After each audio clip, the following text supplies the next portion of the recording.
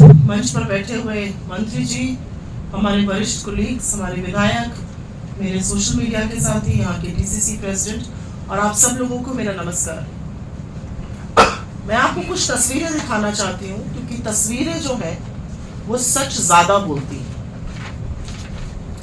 इस तस्वीर में नरेंद्र मोदी जी 14 अप्रैल को आज से 15-16 दिन पहले मैसूरू में प्रचार कर रहे थे और प्रचार करके वो प्रज्वल रेवन्ना की तारीफ कर रहे थे, उनकी पीठ थपथपा रहे थे और उनके लिए वोट मांग रहे थे। और भी बहुत सारी तस्वीरें प्रज्वल रेवन्ना की मोदी जी के साथ हैं। मोदी जी का परिवार आजकल चल रहा है, उसके हिस्सा है। यहाँ पर भारतीय जनता पार्टी का पटका पहनकर प्रज्वल रेवन्ना है। मेरे लिए सबसे जरूरी तस्वीर ये वाली है और ये इसलिए जरूरी है और एक मैं महिला होने के नाते कहती हूं, जिस तरह की बातें, जिस तरह की रिपोर्ट, जिस तरह के वीडियो, जिस तरह की हरकतें सामने आई हैं, this is the Weinstein moment for our country. एक आदमी इतनी दरिंदगी, इतना बड़ा राक्षस हो सकता है, ये सोचा नहीं जा सकता है। उसके हजारों वीडियो, सैकड़ों औरतों की जिंदगी तबाह करने वाले, हर तबके की औरतें, from every social strata of society, from every age group, apparently 63-year-old house hold worker, घर में काम करने वाली औरतें, पार्टी की कार्यकर्ता, जिला पंचायत की सदस्य, किसी को इस राक्षस ने नहीं छोड़ा।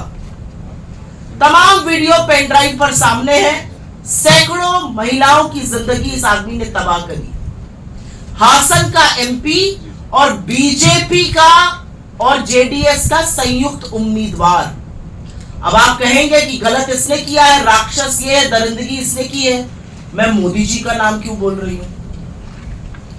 नरेंद्र मोदी ने जिस दिन ये फोटो खिंचाई, जिस दिन प्रज्वल रेवन्ना के लिए वोट मांगा, जिस दिन उनके साथ मंच साझा किया, जिस दिन उनकी पीठ थपथपाकर तारीफ की, उस दिन नरेंद्र मोदी उसकी सारी वहशियत, उसकी सारी हरकतें जानते थे।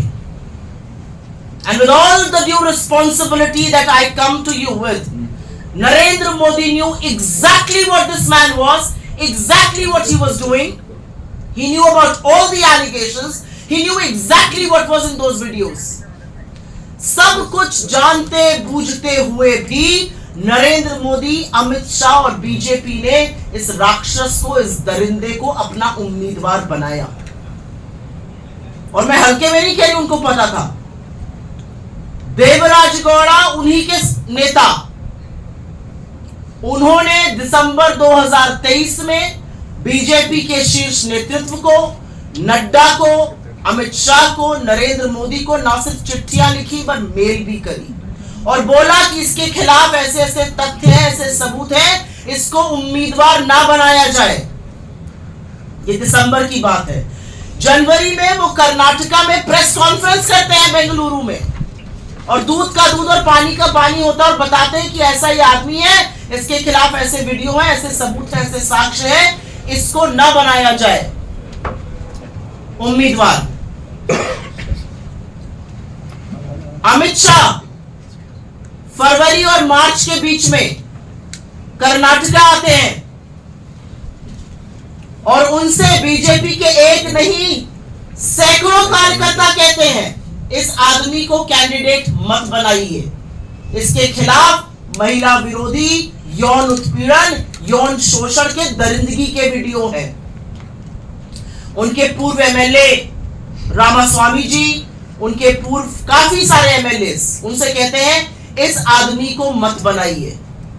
और उसके बावजूद भी मार्च, फरवरी, जनवरी, दिसंबर, सारा सच जानने के बाद भी नरेंद्र मोदी और अमित शाह इसको अपना उम्मीदवार बनाते हैं। जब एसआईटी गठित होती है, कर्नाटका की महिला आयोग एसपी को चिट्ठी लिखती है, सीएम को लिखती है, बिना विलंब के हम एसआईटी गठित करते हैं, ये आदमी भाग जाता है, ये देश छोड़कर भाग चुका है। नरेंद्र मोदी और अमित शाह को यह पता रहता है कि प्रियंका गांधी अपनी बेटी से मिलने 2 दिन के लिए कब गई, उनको यह नहीं पता है कि यह दरिंदा देश छोड़कर भाग गया है। लेकिन एसआईटी जो हमने गठित करी है वो इसके एक्स्ट्राडिशन के लिए, इसके प्रत्यार्पण के लिए पूरी तरह से कमिटेड है, समर्पित है, और हम इंश्योर करेंगे कि this man should come back and he should face the might of Indian law. लेकिन इस बात से कुछ सवाल जरूर खड़े होते हैं और वो सवाल खड़े होने लाजमी है। आज इस देश की औरतें उस वीडियो में होने वाली दरिंदगी, उस वीडियो में होने वाली हैवानियत, उस वहशी दरिंदे को देखकर पूछ रही है किस मुंह से नरेंद्र मोदी ने इसको टिकट दिया, किस मुंह से नरेंद्र मोदी इसका प्रचार प्रसार करने गए, इसकी पीठ थपथपाई, इसके लिए वोट मांगे। सब कुछ जानते हुए, वो सब कुछ जानते थे, उनकी पार्टी के नेता सब कुछ जानते थे, उनको बताया गया था। लेकिन क्या ऐसा पहली बार हुआ? क्या पहली बार नरेंद्र मोदी या बीजेपी उन लोगों के साथ खड़े हुए हैं जिन्होंने औरतों का शोषण किया है? ऐसा बिल्कुल नहीं है। मैं उत्तर प्रदेश से आती हूं, I come from Uttar Pradesh. Kuldeep Singh Sengar, who has been found guilty of murder and rape, was protected by the same government, by the same people till the very end. The Allahabad High Court had to intervene और उसके बाद उनको arrest किया गया था। चिन्मयानंद, जब तक court का इंटरवेंशन नहीं होता है उनको अरेस्ट नहीं किया जाता है। ब्रजभूषण शरण सिंह, चार्जशीट में नाम है इंडिया की सबसे होनहार बेटियां, द मोस्ट डेकोरेटेड एथलीट्स को आप सड़कों पर घसीटते हैं, उनको बूटों के तले रौंदते हैं, उनको पिटवाते हैं, लेकिन ब्रजभूषण शरण सिंह को अपनी गोदी में बिठाकर आज भी उसको टिकट देने की फिराक में है। इनका एक विधायक Ramdular Gond, he has been found guilty, एक नाबालिग के रेप का गिल्टी पाया गया है, दोषी पाया गया, आरोपी नहीं है। अभी कुछ महीने पहले उसको टिकट तब दिया जब उसके ऊपर पॉक्सो का केस चल रहा था। तो हर बार भारतीय जनता पार्टी, हर बार बीजेपी, हर बार नरेंद्र मोदी उन्हीं लोगों के साथ क्यों खड़े होते हैं जो औरतों के खिलाफ अपराध करते हैं, उनका यौन शोषण करते हैं, उनको प्रताड़ित करते हैं? क्यों और किस मुंह से नरेंद्र मोदी महिला शक्ति की, नारी अभिवादन की, बेटी बचाओ बेटी पढ़ाओ की बात करते हैं? नरेंद्र मोदी बिल्कुल चुप। स्मृति ईरानी अपना मुंह सिर्फ एक व्यक्ति का नाम सुनकर खोलती है, अन्यथा उन्होंने मौन व्रत लिया हुआ है। और इस देश का महिला आयोग, the National Commission for Women, it is a slap on every woman's face in this country that that commission is being headed by an absolutely partisan woman. उनको जब विपक्ष का कुछ होगा तभी दिखता है, अन्यथा उनको दिखता ही नहीं है महिलाओं के खिलाफ। इसका स्वतः संज्ञान लेना चाहिए था। नेशनल कमीशन फॉर वुमेन चुप है, women and child development minister चुप है, प्रधानमंत्री चुप है। इस प्रेस कॉन्फ्रेंस में आने से पहले मैं अमित शाह की एक टीवी पर बाइट सुन रही थी। उन्होंने कहा नारी शक्ति के साथ ये नहीं होता है, ये बड़ा गंभीर मामला है। अमित शाह जी, आपको मुझे चुनौती देके मैं कहती हूँ, आपको इस सारे मामले की जानकारी थी, आपके पास चिट्ठियां आई, आपके पास ईमेल आई, आप कर्नाटक और खासतौर से मैसूरू के दौरे पर थे फरवरी और मार्च में। आपको लोगों ने मिलकर बताया कि इस लड़के को टिकट मत दीजिए, ये ऐसी हरकतें करता है, उसके बावजूद आपने टिकट दिया। तो आकर यहाँ पर भोले मत बनिए, यहाँ पर आकर ड्रामा मत कीजिए, यहाँ पर आकर ढोंग मत कीजिए, क्योंकि आपकी असलियत ये पिक्चरें चीख चीख कर बयां कर रही हैं। एक आदमी जिसने न औरत की उम्र देखी, न उसका ओहदा देखा, न उसका फाइनेंशियल बैकग्राउंड देखा, सिर्फ और सिर्फ यौन शोषण किया, उस आदमी के साथ मंच साझा इस देश का प्रधानमंत्री कर रहा है, और तब कर रहा है जब उसके बारे में वो जानता है। आज मैं कुछ खबरों की बातें सुन रही हूँ कि जेडीएस एक्शन लेगी, इनके पिताजी कह रहे हैं 4-5 साल पुराना वीडियो है, मतलब फेक तो नहीं है। 4-5 साल पुराने वीडियो पे क्या कार्रवाई नहीं होनी चाहिए? क्या आधी आबादी के साथ ये टॉलरेट किया जाना चाहिए? आज सवाल इस बात का है। At the highest level, this is being looked into as far as the SIT is concerned. We are going to petition it, if need be, legally. But there is no way that the BJP's silence and the BJP's tactic to distract or to distance itself from this entire gruesome sex scandal can be ignored. आपके सवालों का स्वागत है.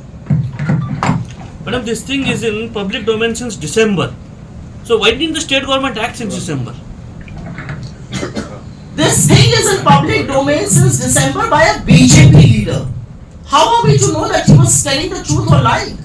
But apparently he gave proof to his own party. He did not give proof to us. We did not see those videos. We did not have those pen drives. But the moment we got to know from the Karnataka Commission for Women, we acted on it. The gentleman that I spoke about, Devaraj Gowda, he apparently gave proof in writing with videos in pen drives to his leadership, not to us. So how could we have acted?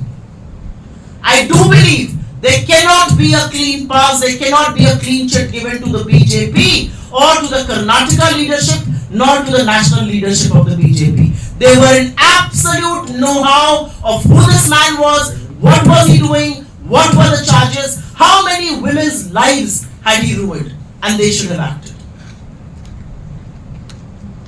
कोई और सवाल? In it, SIT has been fixed some time frame for disposing the case or giving its preliminary report or not? I think the SIT by its nature is an urgent move. It is not like a simple police investigation that's happening.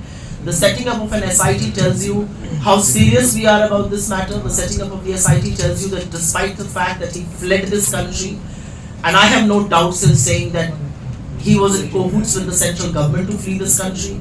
They know exactly who's coming in and who's going out. Amit Shah makes stupid, dirty statements, sly remarks on stage about Priyanka ji visiting her daughter. Did he not know that this man is fleeing the country? Of course he did. So the SIT is a very serious step that we have taken as far as probe and investigation into this matter is concerned.